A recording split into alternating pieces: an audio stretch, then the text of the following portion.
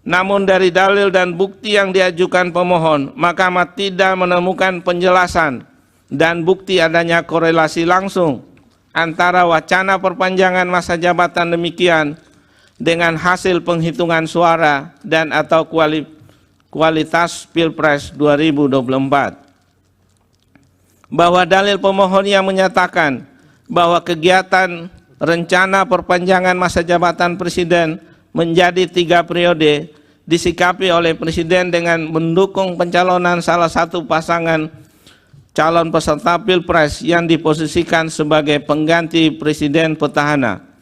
Menurut Mahkamah, kebenarannya tidak dapat dibuktikan lebih lanjut oleh pemohon. Demikian pula dalil bahwa presiden akan cawe-cawe dalam pemilu 2024 akuo. Menurut Mahkamah tidak diuraikan lebih lanjut oleh pemohon seperti apa makna dan dampak cawe-cawe yang dimaksud pemohon serta apa bukti tindakan cawe-cawe demikian. Bahwa berbagai alat bukti yang diajukan pemohon, baik bukti berupa artikel atau rekaman video berita dari media massa, memang menunjukkan kegiatan dan pernyataan presiden yang berkehendak untuk cawe-cawe dalam pemilu presiden dan wakil presiden tahun 2024. Video bukti P36 dan bukti P120.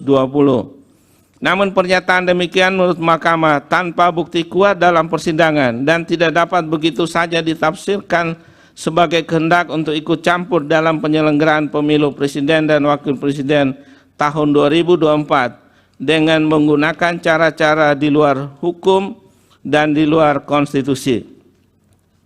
Terlebih terhadap dalil pemohon akuo, Mahkamah tidak mendapat bukti adanya pihak yang keberatan, khususnya dari peserta pemilu presiden dan wakil presiden tahun 2024, setelah ada penetapan pasangan calon presiden dan wakil presiden yang mempersoalkan pernyataan adanya cawe-cawe dari presiden terhadap penyelenggaraan pemilu presiden.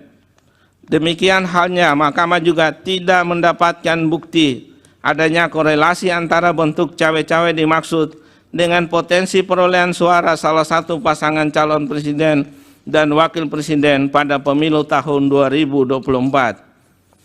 Bahwa berdasarkan pertimbangan hukum sebagaimana diuraikan di atas, Mahkamah menilai dalil pemohon tidak beralasan menurut hukum. Bahwa pemohon mendalilkan Presiden Joko Widodo melakukan konsolidasi dengan partai-partai koalisi pada tanggal 2 Mei 2023 di Istana Negara untuk melanggengkan kekuasaannya, Presiden bersikap tidak netral dan seterusnya dianggap telah diucapkan. Pemohon mengajukan alat bukti berupa bukti P36 dan seterusnya dianggap diucapkan. Bahwa terhadap dalil pemohon demikian, termohon pihak terkait dan Bawaslu tidak memberikan tanggapan. Bahwa setelah mencermati dalil dan alat bukti yang diajukan pemohon mengenai penggunaan data intelijen untuk menekan partai politik, Mahkamah menilai pemohon tidak menguraikan dan membuktikan lebih lanjut bagaimana tekanan demikian dilakukan.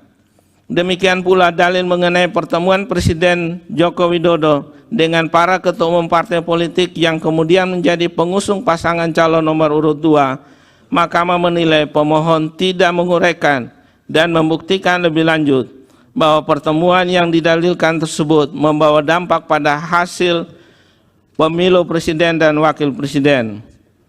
Oleh karena itu, Mahkamah tidak mendapatkan keyakinan akan kebenaran dalil pemohon akuo, sebab pemohon tidak membuktikan lebih lanjut dalam persidangan, baik cara maupun substansi dari pertemuan dimaksud yang dapat dinilai sebagai bentuk tekanan. Seandainya pun informasi intelijen dari BIN, BAIS, dan intelijen Polri tersebut benar, istilah tersebut bukan merupakan kewenangan Mahkamah untuk menilainya dalam perkara PHPU akuo. Bahwa berdasarkan pertimbangan hukum demikian, Mahkamah berpendapat dalil pemohon tidak beralasan menurut hukum. Bahwa pemohon mendalilkan Presiden Joko Widodo dengan sengaja menaikkan tunjangan kinerja pegawai Bawaslu melalui Peraturan Presiden Nomor 18 Tahun 2024 dan Download Tribun X sekarang. Menghadirkan lokal menjadi Indonesia.